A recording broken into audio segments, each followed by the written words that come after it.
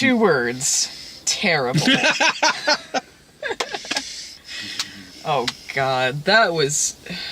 Look, I didn't even remember the trailer. I did. I didn't remember it until you mentioned it, that you forgot it was coming out, and you're like, oh, you want to go see Wildlife? That was called Wildlife? I don't even remember the name of this. Mm-hmm. I could barely tell you a character's name in this, but I thought it was just going to be unmemorable. I didn't know it was going to be fucking intolerable. Neither did I. I went into this thinking, like, this is probably going to be this year's Rio 2, in that it's not good, but whatever.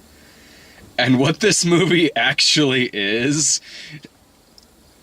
like some kind of hybrid of Norm of the North type material mixed in with the kind of quality we get out of like that Puss in Boots movie that we did with Phelan. I could tell that this was a movie that was made in Belgium and then dubbed into English later. I could tell too. Because I couldn't tell it's from that kind of style is what it is. It's weird. Like, it's weird to look at. Like, the movie... Because I didn't know that from the trailer, but we saw that earlier. Is it just me, or did the poster look nothing like the guy in the movie? It's like they made him look like a character from Tangled or something, like kind of befuddled, handsome guy, like, oh, these animals. I don't think that was the same face, even. Well, it's also not the same title, because this movie was originally called Robinson Crusoe in 3D. I sort of understand why they changed it, because, like, fuck, this is about Robinson Crusoe. I'm not familiar with the story of Robinson Crusoe. I mean, I know you're shipwrecked, I'm sure but this I don't know. I'm not familiar outside of the fact he's shipwrecked. I don't know what happens in the book. Well, now we do. But, like... This barely fucking has anything to do with them. Like, if you love animals being extremely repetitious, you still won't like this. Because they're not interesting in the slightest.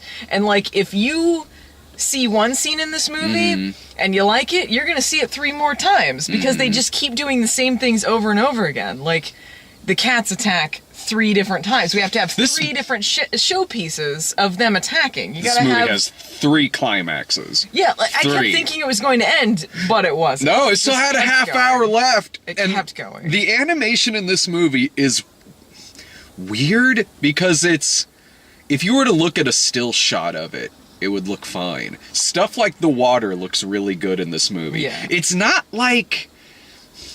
Okay, like writing and story quality, that's what I mean by comparing it to Norm of the North. In terms of its animation, Norm of the North through and through looked like something that was made to be released on DVD. Yeah. This isn't so much the level of something like Ratatouille or something like or Little Bee or shit like that. Like this, the characters have like a lot of texture to them, enough to where it kind of goes into Uncanny Valley territory quite a bit.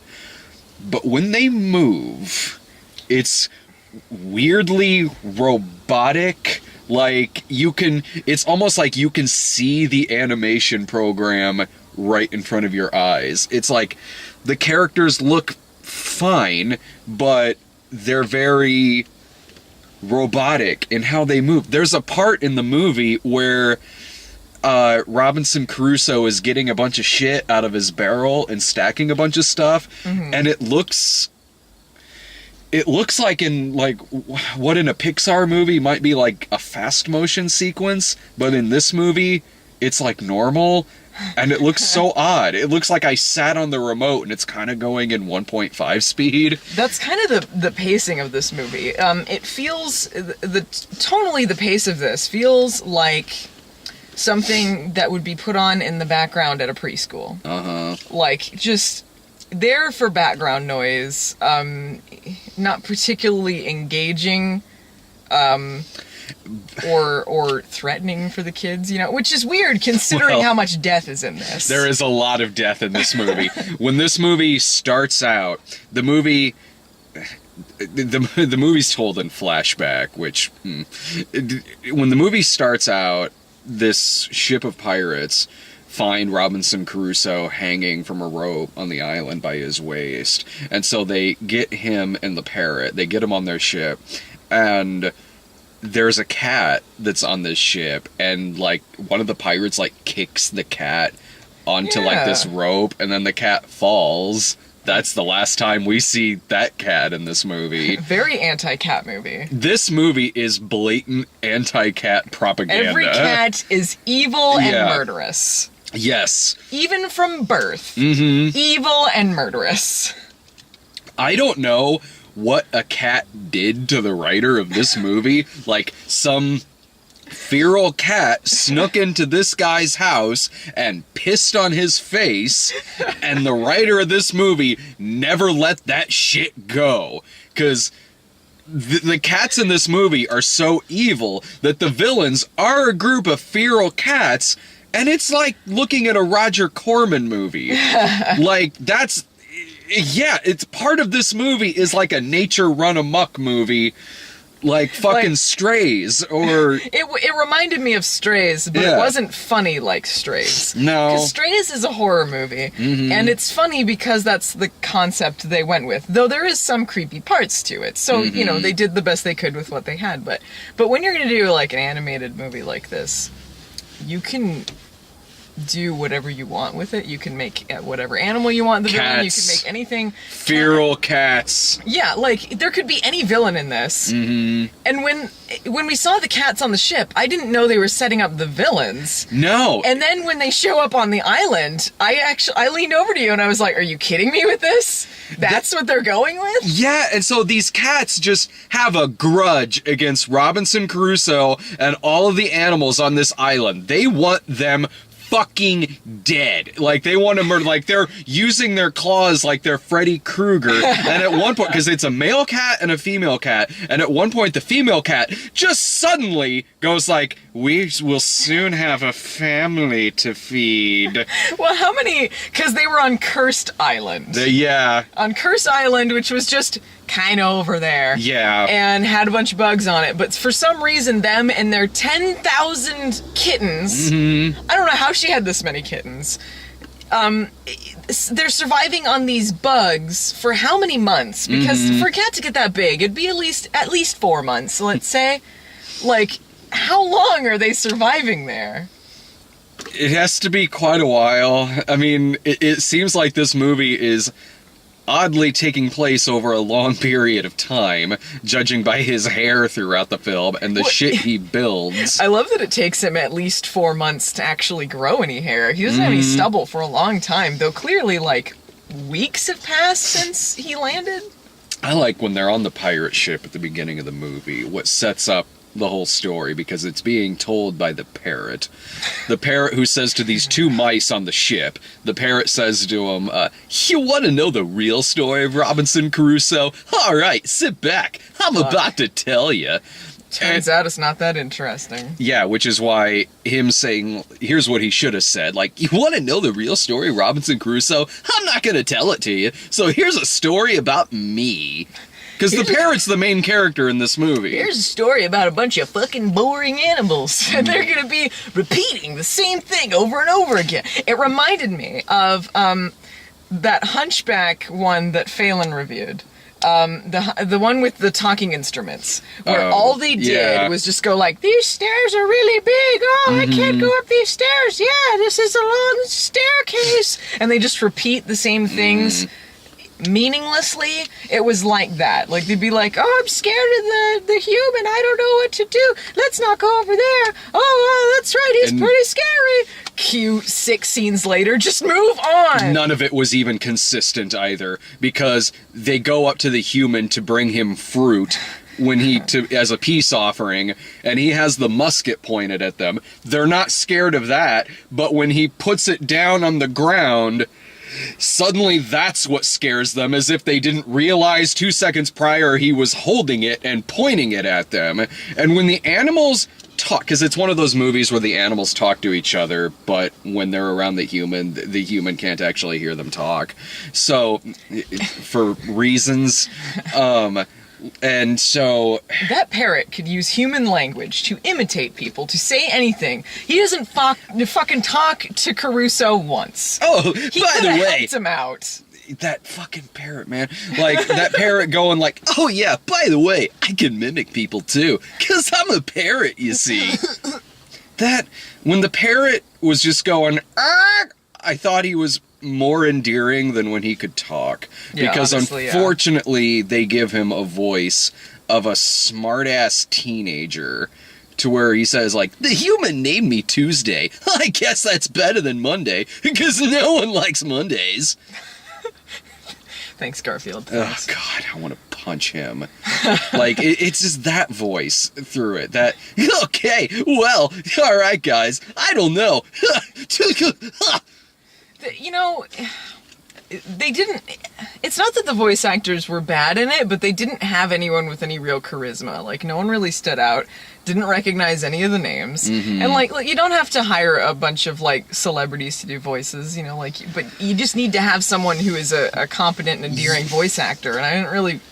There's nothing about them. You could kind of tell in some aspects, like, who they would have gotten if they could. Yeah. Because that pig was like... It would have been Sassy Black Lady. It would have been like Wanda Sykes. Yeah. And if this person was still alive, that female cat absolutely would have been Eartha Kitt. Yeah. And actually, that would have actually saved the movie, He was honestly. doing an Eartha Kitt thing. Yeah. Yeah. You know, when I realized that this movie was going to be a really long sit, is when the animals are taking shelter from the storm at the beginning, Mm-hmm. and there's a running joke about a pineapple, Mm-hmm. which is never funny at any point. We have a pineapple hangover. Yeah. The fuck. They're carrying this pineapple, and then I say running gag, I just mean for that scene only, as if that meant anything. And they're like, oh, we have this pineapple, and they're going up a mountain, and the parrot drops the pineapple, and it rolls along the group of animals, and the stupid fucking goat falls on the pineapple, slips off, and is hanging onto the cliff's edge, or onto like a branch.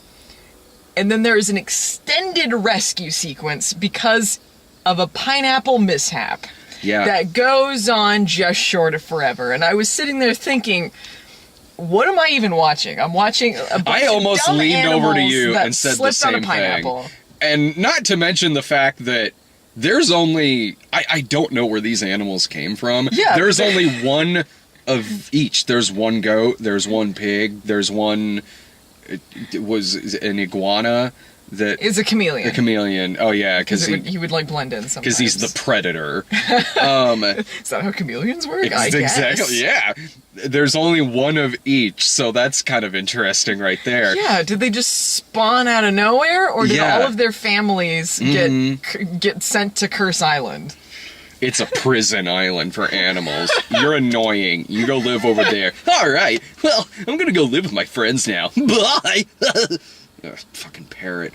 I knew this movie would be a long sit early on for a couple of reasons. One, this is an ugly film to look at. It is always overcast, like raining, foggy. It's not even that kind of dreary. It's just it's there's no life to it. No. It, like I said, like it's 'Cause if not. it was spooky looking, maybe it would be something. Well, yeah, if it's meant to be dark and scary or something like that, yeah, totally. Like if it's like Kubo and the Two Strings or Paranorman or Yeah, something yeah. like that. This isn't that. This is like if, this is like if Rio 2, if they wanted it to look as dreary as an episode of The Killing, for reasons. But it's dreary looking, but then they downplay a lot of the death. Like, okay, when his ship crashes, his entire crew perishes. Yeah. And he's like, I can't believe everyone's gone. It's all the acknowledgement. He didn't care. He was on that ship for months with them, okay? And he did not care. It also, one of several climaxes this film has, when they're just chucking cats left and right. They're all drowning. Yeah, I'm like, it is not showing them land. It's a Milo Notice thing. Yeah. Or like the stupid actuallys we got on 9 Lives. They confirmed he was dead in the movie. Oh, I forgot. I forgot that since cats can survive like 20 or so stories, that means they can survive falling off the world's largest skyscraper. The best one was when they blew up the dog. Yes. The cats blow up the dog after one of the many climaxes, and the dog is pinned, and they set the place on fire. And the dog's like a schnauzer, I think. He's a Scottish something? Maybe he's a schnauzer, but he has a Scottish voice. Yeah. He talks like this. Yeah. Yeah. And, he gets pinned down, and the bird's like, oh, I'm going to save you, but there's, like, gunpowder or whatever that's lit up. And then it blows up, and you go, dead. And then we see him, like, Evil Dead 2 cross. Yeah. And then, like, I was like, what? Oh, I guess he really died. That dog's not surviving that. I thought they were going to pull, oh, he's dead, but then he comes out of the rubble. But no, dog's dead. I honestly figured he was dead, because I knew they killed that cat earlier, and there's no way that dog is surviving that explosion. And so Robinson Crusoe puts a cross on there with the dog's burnt to a crisp collar around it. This happens, and those were the funniest parts in the movie. There was the theater was completely empty until like the last second, and then like a family or two came in, and I didn't hear anything from them. The only thing that they laughed at was there's like a butt joke with the pig. With the pig, because the pig's fat and eats a lot, so that's the only joke you're getting out of that character. Everyone only has one joke. Oh, the goat is old. The goat is old, and he can't see very well because he's old. That's that joke. And the parrot... The hedgehog and I don't know if it's called a pangolin or something. I don't know. The other thing with like a little tail. They're kind of similar. They have the same character. They don't do anything. They're superfluous. The little bluebird is suspicious and kind of aloof. I guess that's her thing. Yeah, she's jealous. So she wants Robinson Crusoe to leave, but then when she realizes he's made this light fixture to try to signal other boats, she's like, I don't want more humans here. So she destroys it. Make up your fucking mind. You want this guy to leave or fucking don't you? Not that it matters by the end. Oh, well, I'll get to that in a second.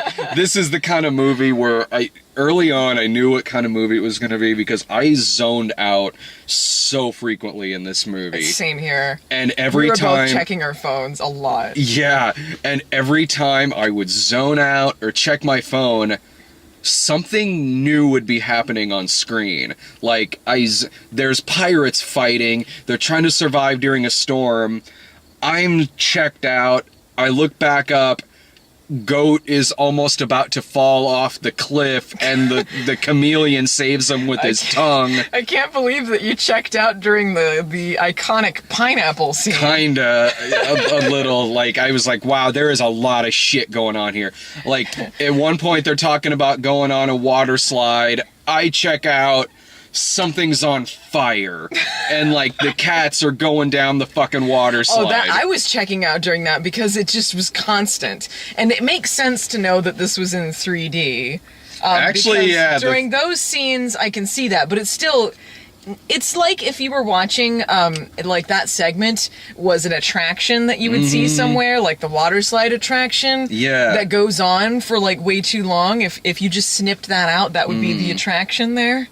Only you, audience, can help E.T. get back home. Me? Huh?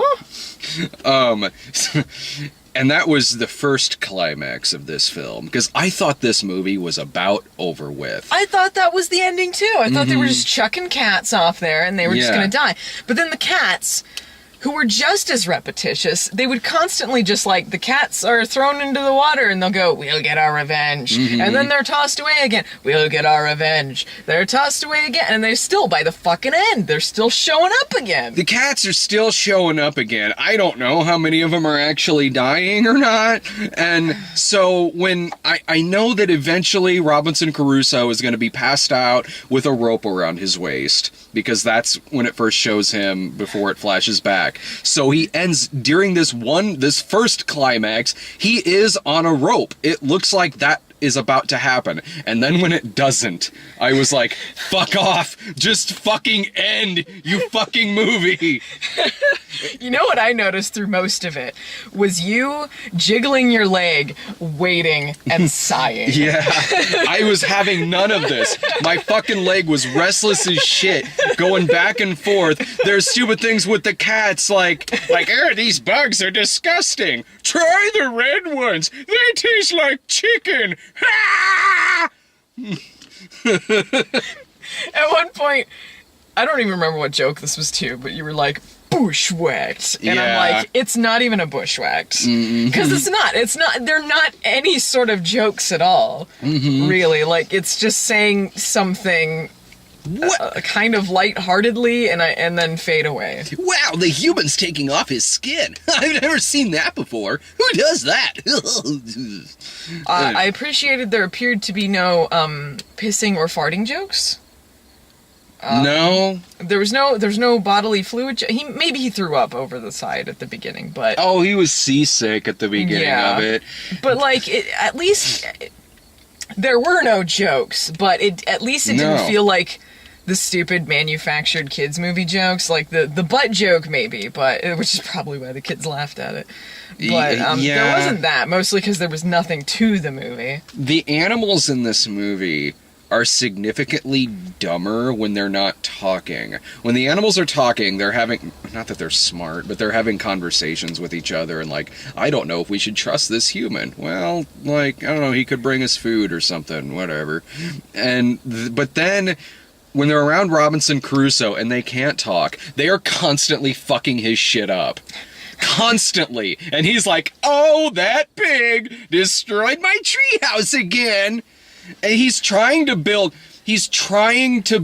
a nest in a tree for himself, and the animals are constantly fucking it up by like chasing food or rubbing their fat ass against it, knocking it down, and he's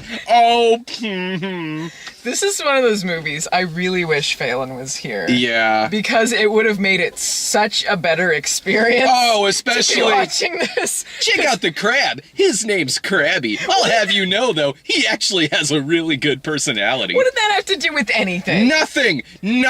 I didn't think he was called Krabby because he was angry. I thought he was called Krabby because he's a crab. But you know, the interesting thing is they can fish in this movie because fish don't matter.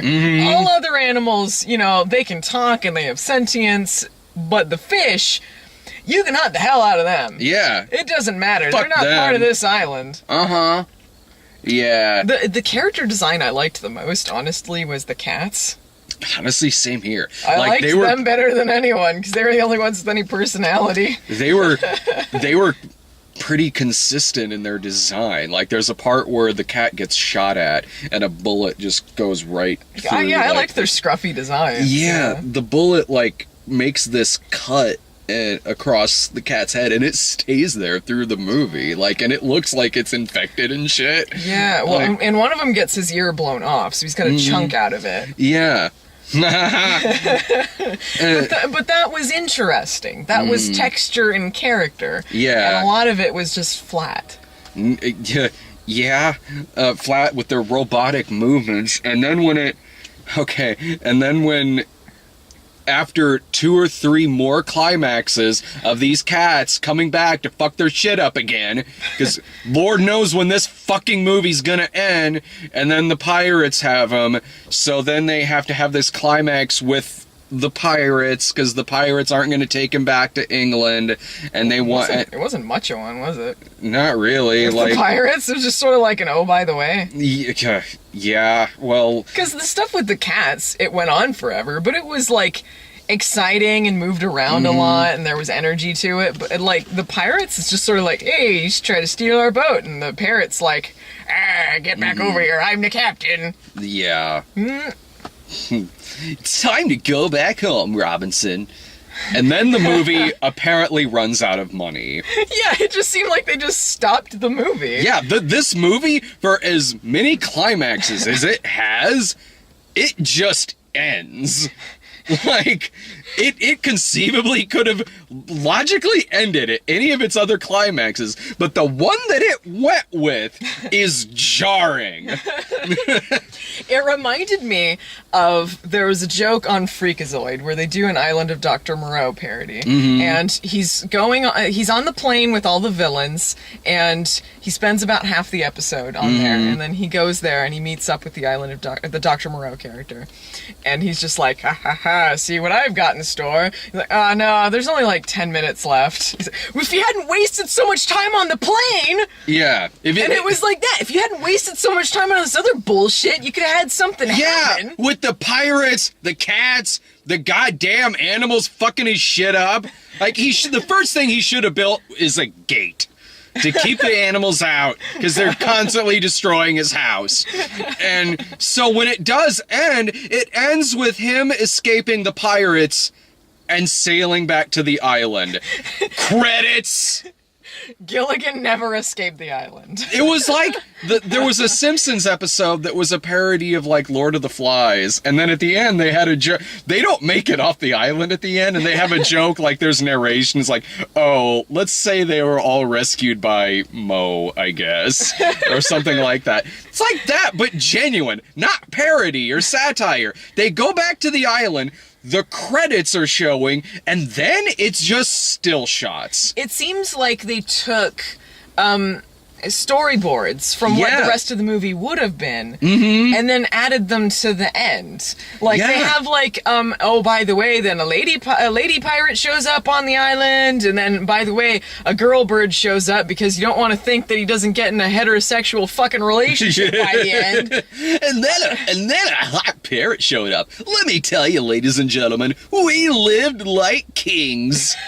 It's showing still shots of them, like, he's like eating like fruit, and then he's saying like, we had to rebuild the treehouse with some minor altercations. It looked the fucking same. I think it was supposed to be like a little house add-on for the parrot, but you know, the blue bird had a fucking point. It's like, we're supposed to live in the wild. They're animals. Who cares if they live in his treehouse? Let him have his treehouse. You live out in the jungle where you're supposed to be. Yeah, and they already have food, so I don't know why Robinson Crusoe kept giving them all his biscuits.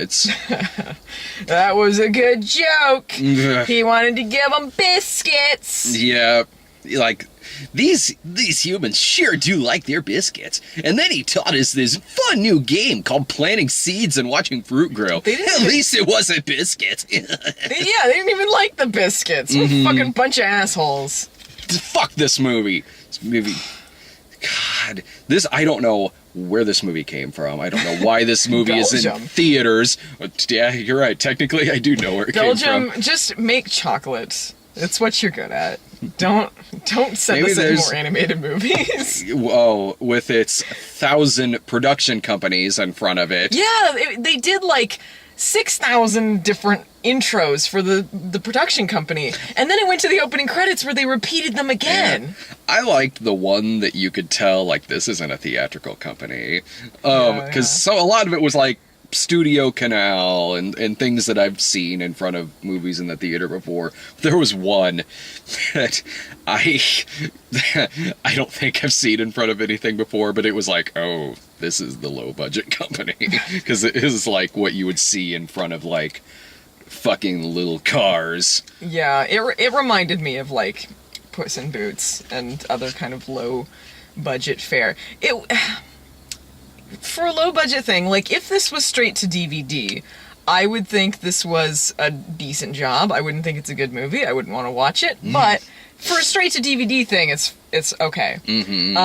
But for a theatrical thing, it's just not up to snuff. No. It's not good enough. No, it looks jarring, like I said, but it's a weird kind of jarring, because, like, if you freeze frame a lot of it, the texture is there. There's a lot of good design to some of it. Just the movement's but, not there. Yeah, and some of them even had that like black hole mouth, like that you'd see in like Ratatouille. Like, just like, there's nothing there. There's nothing inside of there except dead space. This one, it baffles me too why it's in the theater, because... Me too. Because Norm of the North at least had names behind it to sell it. So did, like, whatever that Wizard of Oz one, Legends of Oz. Oh, yeah. Even though that was a big scheme, it had names in it. It had like a soundtrack. It had some selling points. This has no names. No, the animation isn't good enough. The story's not good. The trailer isn't even that memorable. So I don't know any sort of selling point that this had to get into theaters nationally. I don't know, other than the fact that I think the movie has already made its money back overseas, so I guess. Why not pick up some extra dollars here and like basically have it kind of like Norm of the North, where it's the theatrical run is basically just an advertisement to get it on DVD. I can't see this staying too long though, especially considering this was a Friday night and there was barely anyone there. Norm of the North certainly didn't stick around long. Yeah, there was nobody else there at a 5 o'clock showing on Friday night. I can't imagine why they didn't pre-screen this last night. There was no dance sequence though. That's true. There was no soundtrack, which again, I don't know what the selling point was. Because you have to outsource you have to get your animation movies from another country for there not to be the gimmicky ass fucking musical number at the end of the film, regardless if your movie's a musical or not. Because, I mean, like, that's one of the things that we complain about a lot in these dumb kids movies, is when it's so manufactured, when you can tell what the producers said to include by the numbers, what they want. And I appreciate that wasn't there. No. But you need to have more to it.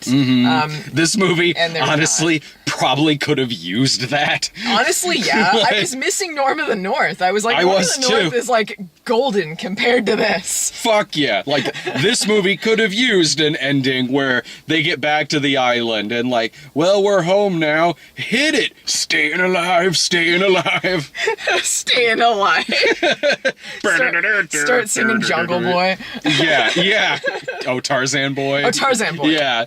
Helps when I get the name right. I knew what you meant.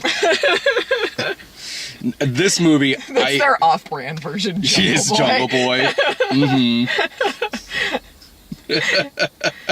Man, what a soul-sucking movie this was. This was I wanted How to does do. it compare to like Ratchet and Clank?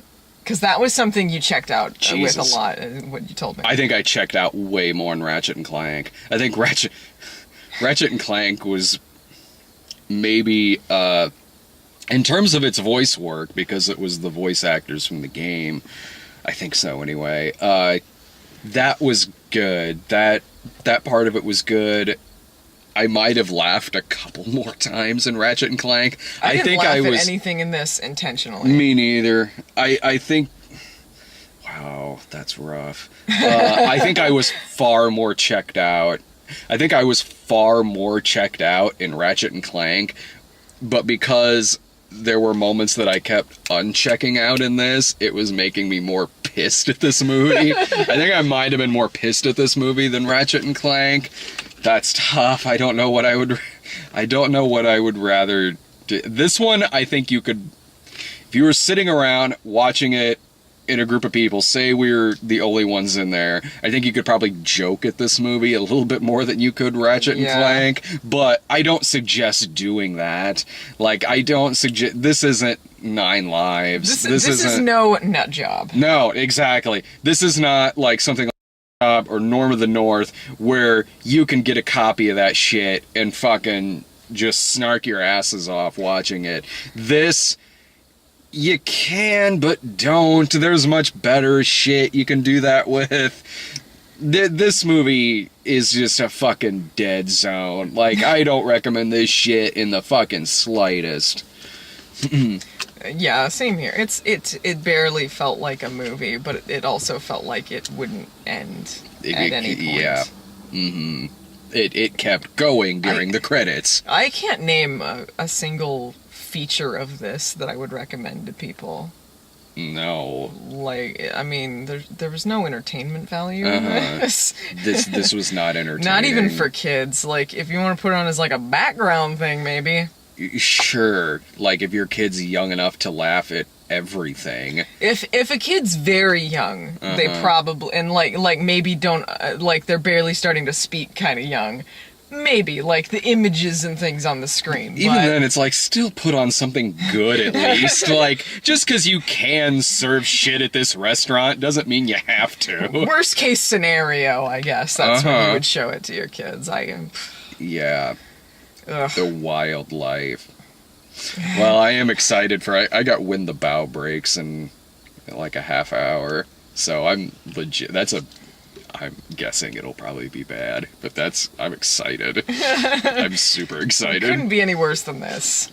Oh, this movie's When the Bow Breaks is already better than this movie. I haven't even seen When the Bow Breaks yet. God. Any other final words on this? No, I think we got it covered. Don't see this. Fuck, this movie can fuck off. See it.